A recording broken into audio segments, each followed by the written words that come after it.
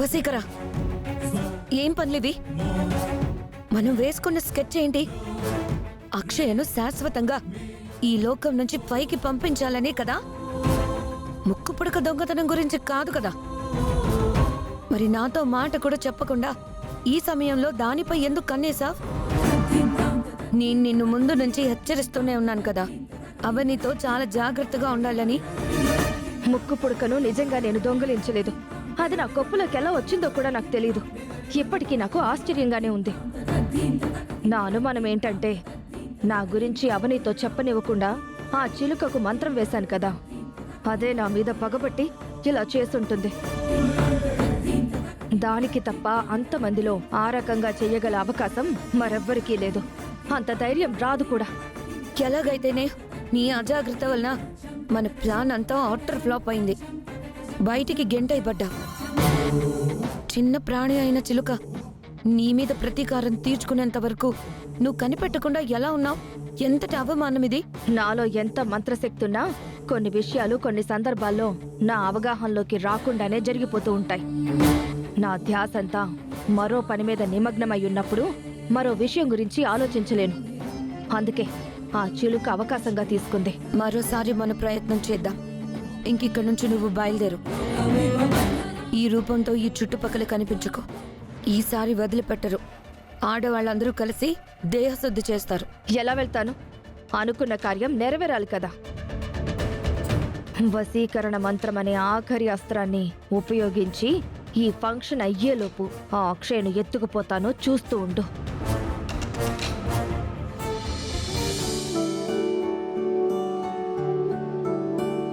అత్తయ్య, అందుకోండి.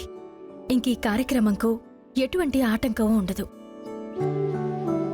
మీ మనవరాలికి ముక్కు పుడకను పెట్టండి.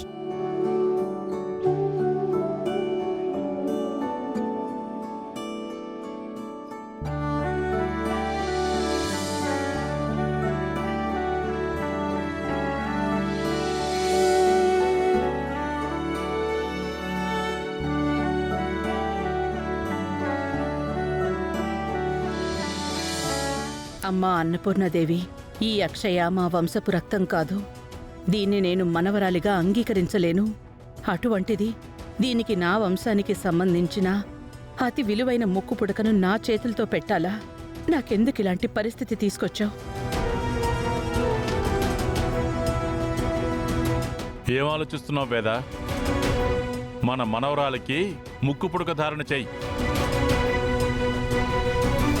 మీరందరూ చెప్పినట్టు అర్హత గల వారికే ఇది చెందుతుందని అన్నారు కదా. మీ వంటి జాతకం గల మీ మనవరాలికి సమర్పించడానికి ఎందుకింతలా ఆలోచిస్తున్నారు?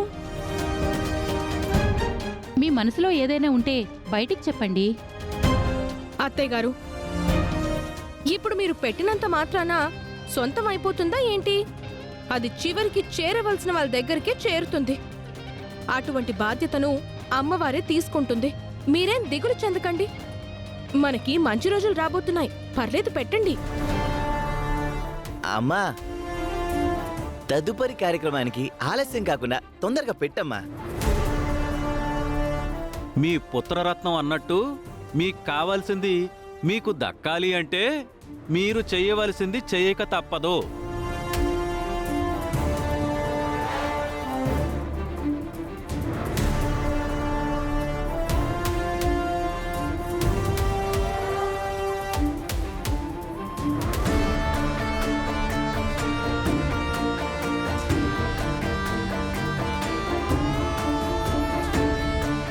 దీనిని ధరించే అర్హత నీకు అస్సలు లేదే, పాపిష్టిదానా.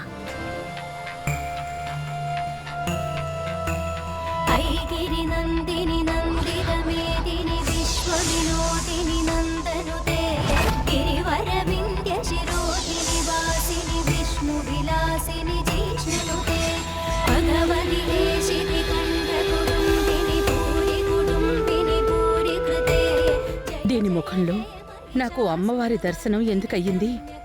దీని కళ్ళల్లో శంఖు చక్రాలు ఎందుకు కనిపించాయి? నేననవసరంగా ఊహించుకుంటున్నట్టున్నాను. చప్పట్లు కొట్టండి.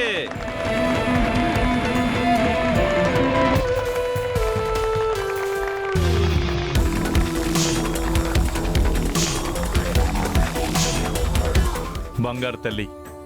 ముక్కు పుడకను ధరించిన తర్వాత సాక్షాత్తు ఆ బెజవాడ కనకదుర్గమ్మ తల్లిలా ఉన్నావమ్మా. అచ్చం నానమ్మ పోలికే. పొగడ్తల కార్యక్రమం ఆపండి. ఇప్పటికైనా అసలు కార్యక్రమం మొదలు పెడదామా?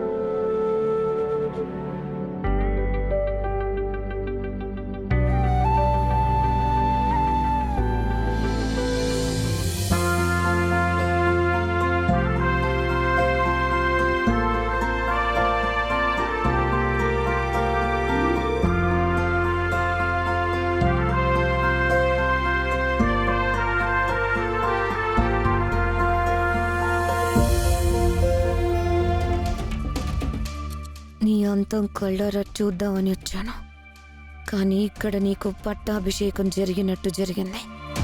తట్టుకోలేకపోతున్నాను. తన వశీకరణ శక్తితో మాయం చేస్తాను అనంది. అదెలా జరుగుతుందా అని ఎదురు చూస్తూ ఉన్నాను.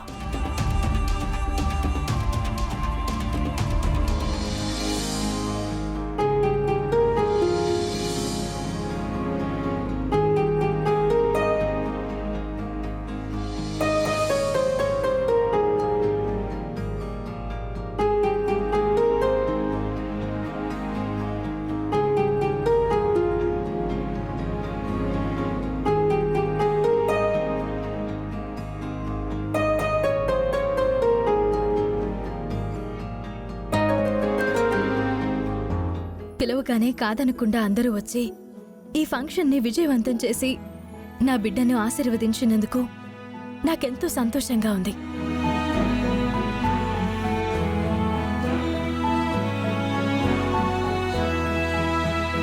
ప్రాణగండం కూడా నీ నుంచి దూరం అయిపోతే నాకింకా సంతోషంగా ఉంటుంది.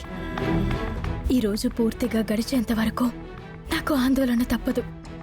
ప్రతి క్షణం నిన్ను కనిపెట్టుకుని ఉండక తప్పదు.